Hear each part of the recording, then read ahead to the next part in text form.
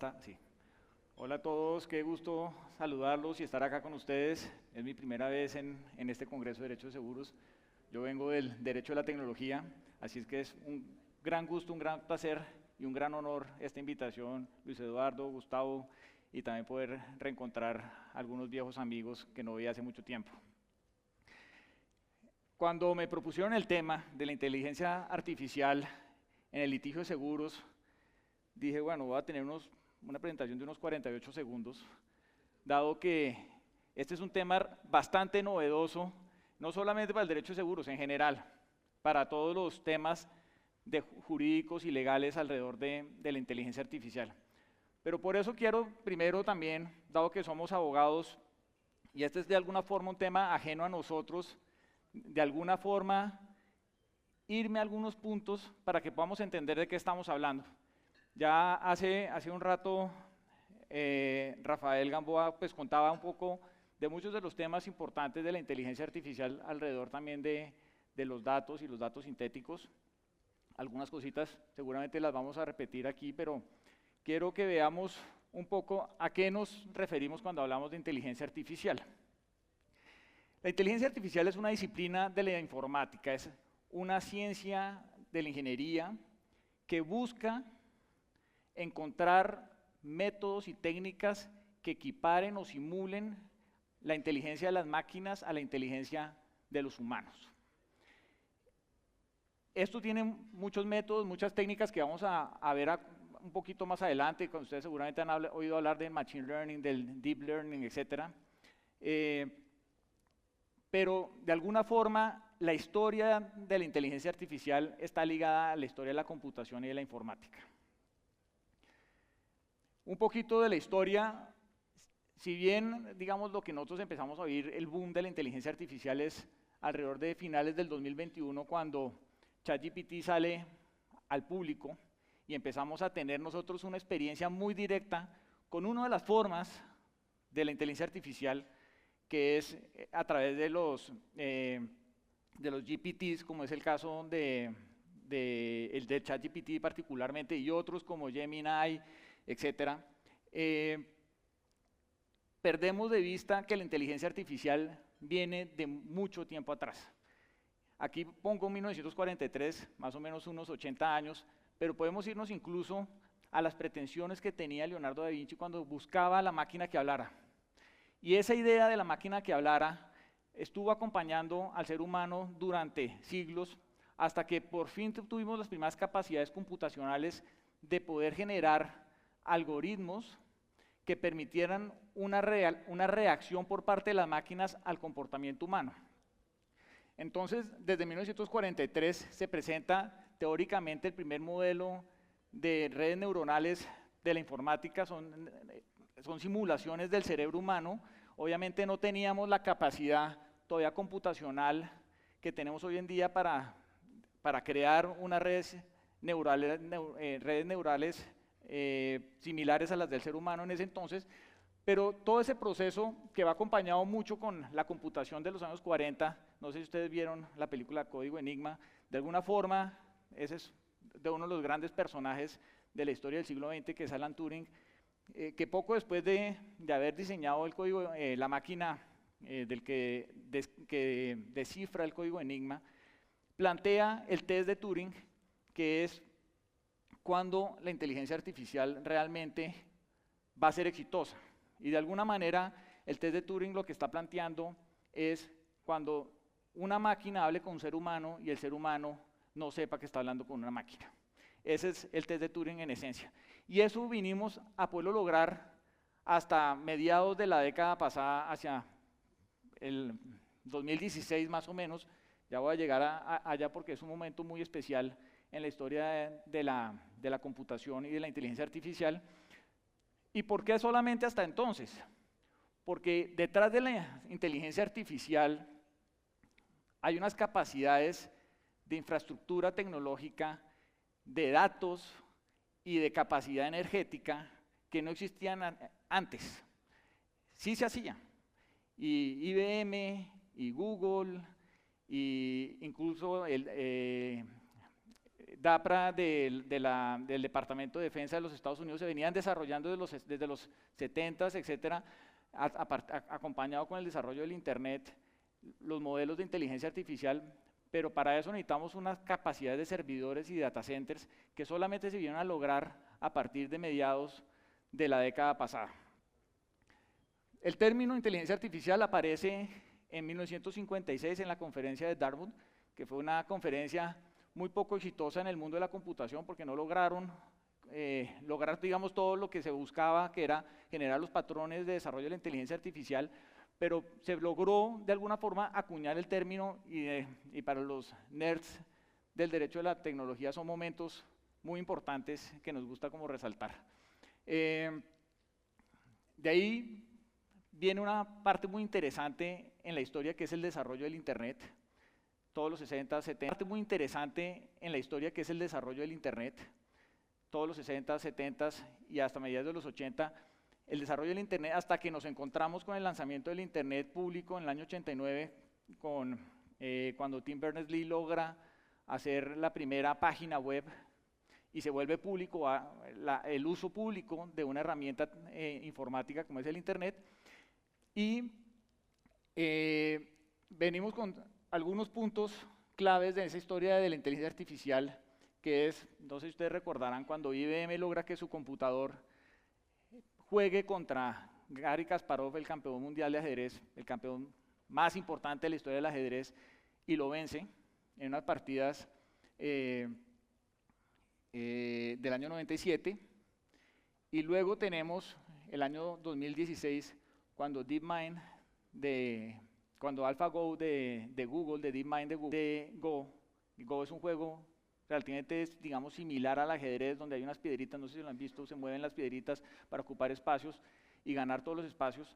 Es miles de veces más complejo que el ajedrez, tiene miles de posibilidades más que el ajedrez de jugadas, y en una partida de 5 juegos le ganó 3 a Lee Sedol, y en ese momento Lee Sedol incluso dudaba que estuviera jugando contra una máquina, sabía que jugaba contra una máquina, pero pensaba que detrás de eso tenía que haber seres humanos jugando, y definitivamente era la máquina que estaba actuando por sí misma, analizando todas las jugadas y creando posibilidades nuevas de jugadas. Y eso es uno de los factores interesantes de la inteligencia artificial, porque ahí es cuando, digamos, nosotros nos hemos relacionado con inteligencia artificial desde hace muchos años sin saberlo. Por ejemplo, los chatbots o incluso el buscador de Google tenía detrás de eso inteligencia artificial desde hace mucho tiempo, pero era una inteligencia artificial que se llama inteligencia artificial limitada, en la que el sistema neuronal es básico, solamente hay una capa de neuronas de entrada, una capa de neuronas de salida en un lenguaje binario, donde hay respuestas preestablecidas. Puede que sea una gran cantidad de respuestas preestablecidas, pero ante una entrada, es decir, una pregunta, hay una posibilidad de respuestas establecidas. Esos son algoritmos. Los algoritmos son caminos de respuesta, de alguna forma, para ponerlo en resumen. Pero a partir de la década anterior, lo que se empiezan a desarrollar son capas neuronales complejas, mucho más complejas, más parecidas a las de nuestro cerebro. Entonces tenemos una capa neuronal de entrada, una capa neuronal de salida y capas ocultas que aparecen entre las dos capas neuronales, entre las dos redes neuronales, y perdón si es un poco complejo, pero tratando de explicarlo brevemente, lo que hace es que esas capas ocultas puedan procesar información y crear información a partir de eso, ir aprendiendo. Entonces acá digamos tenemos 3 técnicas de inteligencia artificial sofisticadas a las cuales hoy en día podemos tener acceso. Está el Machine Learning, que es, digamos, uno de los tipos de inteligencia artificial donde la máquina va aprendiendo a partir de modelos estadísticos y a partir de la información que va recibiendo. Tenemos el procesamiento del lenguaje natural, que existe, digamos, públicamente desde el año más o menos 97, cuando Dragon, no sé si ustedes lo usaron alguna vez, yo lo usaba en la universidad, uno le hablaba al computador y el computador iba escribiendo lo que uno le hablaba. Es cómo una máquina es capaz de reconocer lenguaje humano y traducirlo en lenguaje del computador y actuar a partir de eso. Ese Dragon entró, digamos, al Word y al Excel, etcétera, y seguramente ustedes veían un microfonito donde ustedes le hablaban y quedaba eso. Eso se ha ido sofisticando muchísimo, de modo que hoy podemos tener chatbots que confunden bastante respecto a si yo me estoy relacionando con, o no con un sistema de inteligencia artificial. Y Deep Learning, que es una subtécnica del Machine Learning más compleja, porque la máquina se vuelve autónoma para aprender. Recibe un montón de información, como decía Rafael en su charla, se ha leído todo, pero a partir de leerse todo, puede empezar a crear información, a rellenar la información, a tomar decisiones y a partir de esas decisiones generar, digamos, ciertos efectos.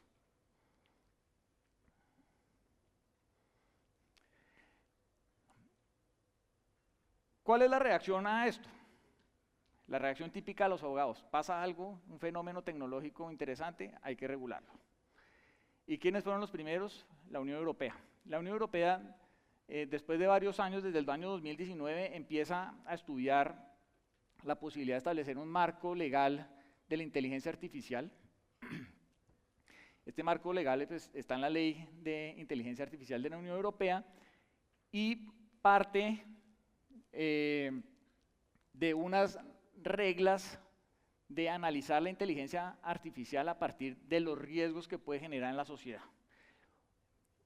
Este approach, digamos, a la inteligencia artificial es entendible porque parte del miedo que tenemos nosotros de ver tantas películas de ciencia ficción en los 80s, Terminator, de leer los libros de Isaac Asimov, del robot, yo el robot que se toma, que piensa por sí solo y me va a hacer daño, porque la inteligencia artificial fue uno de los precursores del análisis del IA, cómo se va a relacionar el ser humano con el IA en el futuro. Y entonces describe la inteligencia artificial a partir de riesgos. El riesgo inaceptable es un riesgo que no se puede permitir jamás, ninguna inteligencia artificial puede desarrollarse en ese medio, está alto riesgo, entonces tiene una regulación estricta, bajo riesgo limitado mínimo, etc. A partir de ahí Estados Unidos también sacó una orden ejecutiva para establecer ciertas regulaciones más basadas en los principios más éticos de la inteligencia artificial, pero recientemente el gobierno Trump la derogó, dejando, digamos, de alguna manera no regulado la inteligencia artificial en este momento en Estados Unidos. Y nosotros en Colombia tenemos también unos ejercicios regulatorios, tenemos desde el año 2021 un marco ético para la inteligencia artificial que sacó la Presidencia de la República, se lo recomiendo, es interesante, son reglas de ética y de alguna manera el principio que está ahí, como te explicaba en la conferencia anterior, un poco como el privacy by design, este es como el ethics by design, es decir, establecer reglas éticas desde el momento en que se diseña la inteligencia artificial, para que luego cuando en el proceso la inteligencia artificial quede relativamente autónoma al control humano, esa inteligencia artificial nunca se comporte en contra del ser humano. Un poco como las 3 leyes de la robótica de los 70s, que una decía, una máquina nunca le hará daño a un ser humano. Esa es la primera regla de la robótica. Tenemos el COMPES 4144, un COMPES pues es una cantidad de buenas intenciones de lo que se debe esperar y se está muy enfocado en el desarrollo de infraestructura, del marco ético de inteligencia artificial, del desarrollo de la inteligencia artificial en Colombia, etc. Es muy interesante también leerlo. Y tenemos actualmente 12 proyectos de ley de inteligencia artificial, muchos muy parecidos al modelo europeo, otros que se nota que hay miedos, a veces no justificados, o a veces sí justificados sobre eso, qué va a pasar con el empleo, qué va a pasar con ciertos tipos de trabajadores, la inteligencia artificial nos va a hacer daño, cuál es la transparencia algorítmica, cómo se va a resolver el tema de los sesgos, el que explicaba Rafael en su conferencia anterior. Los sesgos es un tema que nos preocupa mucho, porque eso puede generar discriminaciones, pero es que los sesgos es algo absolutamente humano también. O sea, creemos nosotros que no tenemos sesgos cuando tomamos decisiones y también lo tenemos. Las máquinas también van a tener sesgos y de pronto menos sesgos, porque van a tener mucha más información. Los sesgos, en últimas, es la reacción humana a la falta de información. Tenemos poca información para tomar decisiones y eso viene, digamos, desde nuestra naturaleza prehistórica, cuando teníamos que veíamos a un tigre y no pensábamos, ay, qué gatico tan lindo, sino teníamos que salir corriendo. Ese es un sesgo hacia el tigre. Y era cierto. Entonces, esa reacción a esa reacción, digamos, inconsciente a ciertas situaciones es un sesgo.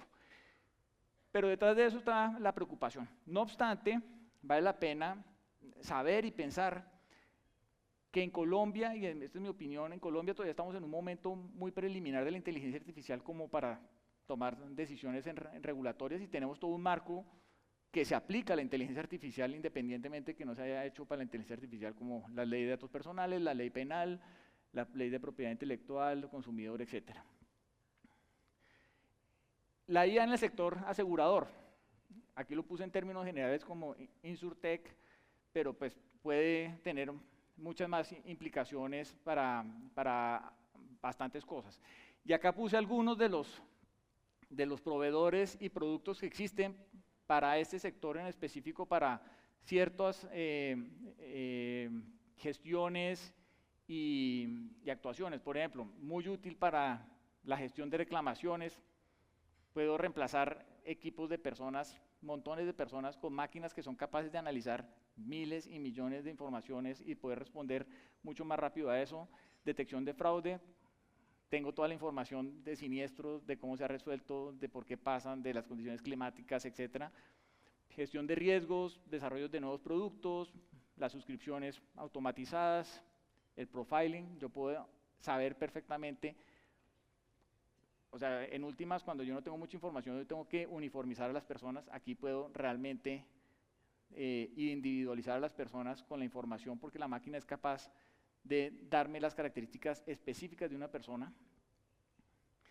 Y en el derecho también tenemos muchos de los sistemas que están desarrollados específicamente para el mundo legal, como Harvey, SophAI, NotebookAI, Gemini de Google, ChatGPT, que están abiertos, pero también las ramas judiciales de algunos países, incluyendo la de Colombia, han desarrollado inteligencias artificiales, por ejemplo, para predecir resultados judiciales. Y en un país con una congestión judicial tan alta como la nuestra, pues esto ayudaría a resolver casos, digamos, pequeñas causas, etcétera, muchísimo más rápido para poder, digamos, analizar todas las pruebas, todos los hechos que un ser humano, un árbitro, un juez es incapaz de analizar en su mayoría. Por ejemplo, en un caso reciente que tuve en el Tribunal de Cundinamarca, era un tema de derecho de telecomunicaciones muy complejo, técnico, pues obviamente los magistrados no entendían nada de lo que se les puso en el memorial, era difícil ganarlo, lo perdimos obviamente por eso, se va al Consejo de Estado y seguramente lo vamos a perder, porque es muy difícil de entender, es un tema de regulación técnica de telecomunicaciones. De pronto con un un juez puede, sin tener el conocimiento técnico de una situación específica, resolver casos mucho más precisos. Algunos usos de la inteligencia artificial en litigios. En los últimos 2 años lo hemos visto desde casos hasta graciosos, como el caso de Wadsworth y Walmart con Jetson Electric, que hay un caso parecido de Avianca en Nueva York, que es que el abogado utiliza la inteligencia artificial, le hace su memorial, va y se echa sus alegatos, y el tipo se está inventando toda la jurisprudencia y todos los precedentes, y el juez se dio cuenta, y eso ha pasado en varios casos. Entonces, es muy útil la inteligencia artificial, pero algunas inteligencias artificiales tienden a inventarse las cosas. Cuando no saben qué contestar, se la inventan. Ese es como el sesgo, o digamos la consecuencia efectiva que tiene rápidamente una inteligencia artificial. No sé si les ha pasado con ChatGPT, uno pone algo y de pronto empieza a inventarse cosas y le dice a uno una cantidad de cosas porque tiene que contestar. Y como no sabe, es como un estudiante universitario que cuando no sabe empieza a inventar. Tenemos un caso en Colombia muy interesante, es un caso de Cartagena, la tutela de familia. Es el primer caso en el que un juez en el mundo toma una decisión preguntándole a la inteligencia artificial. Eso llegó a la Corte Constitucional, una sentencia interesante que es esta, se la recomiendo leer, donde la Corte establece unas reglas de cómo debe utilizarse la inteligencia artificial en el mundo judicial, y le establece órdenes al Consejo de la Judicatura para que establezca guías de inteligencia artificial. Y acá tenemos pues otros casos que por tiempo creo que no va a alcanzar a explicar mucho más, pero digamos el caso de Jerome DeWalde, el abogado utilizó un avatar creado por inteligencia artificial para que diera los alegatos por él, y lo hizo bastante bien. En el mundo de los seguros, estos son dos casos recientes de acciones de class actions en Estados Unidos contra aseguradoras por uso de inteligencia artificial que generaron, según los demandantes, discriminación porque están basados en sesgos. Un caso, el uso de algoritmos, digamos, cuando se desarrolla el algoritmo, obviamente, como no existe regulación sobre eso en Estados Unidos, la falta de transparencia algorítmica pues genera dudas sobre si el algoritmo al aplicarse sobre ciertos casos pues puede generar unos resultados que obviamente estaban afectando en este caso, por ejemplo en el de Jacqueline Hosky y otros contra esta empresa, era un sesgo contra afroamericanos. Vamos a ver cómo se resuelve. Las class action pues demoran un rato, pero va a ser casos muy interesantes que seguramente serán de discusión en el siguiente Congreso de Derecho de FASECOLDA.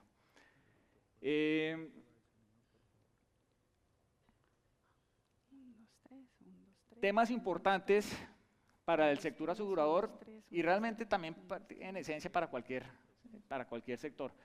Pero una recomendación previa siempre, una ética por diseño, es decir, en el diseño establecer las reglas éticas y seguramente nosotros en Colombia nos vamos a ir por reglas similares a las europeas, somos muy tendientes a copiar sobre todo los modelos europeos, el modelo europeo va a ser como el más generalizado, vamos a ver un poco los efectos, lo que llaman como los chilling effects de la regulación europea seguramente en los próximos 2 años, pero vamos a ver temas de transparencia algorítmica, es decir, quien diseña un algoritmo pues no debe dar el algoritmo, pues porque eso está parte protegido por los derechos de autor y los secretos empresariales, pero sí tiene que explicar cuáles son los patrones y las reglas en las cuales se estableció el algoritmo.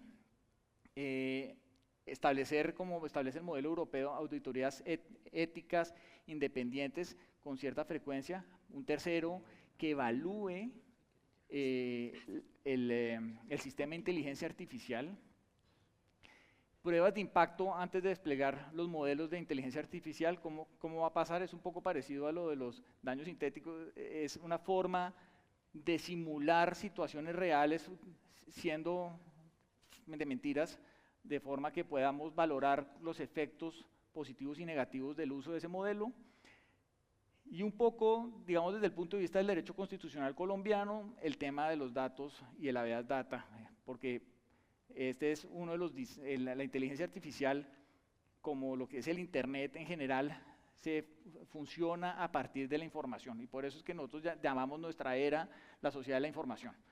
Todo el flujo de información que va de un lado a otro y que entra en las máquinas y sale con resultados, pues es sumamente importante, pero también delicado, y puede haber información sensible y puede haber información personal, y pues eso hay que tratarlo de cubrir y proteger supremamente fuerte, de acuerdo a la ley, digamos, por ejemplo, colombiana de protección de datos personales. Pues con esto termino, les agradezco mucho su atención. Muy poco tiempo para hablar de tantas cosas interesantes, pero bueno, acá estoy para que podamos tener una conversación ahora con un café o más tarde. Muchas gracias a todos.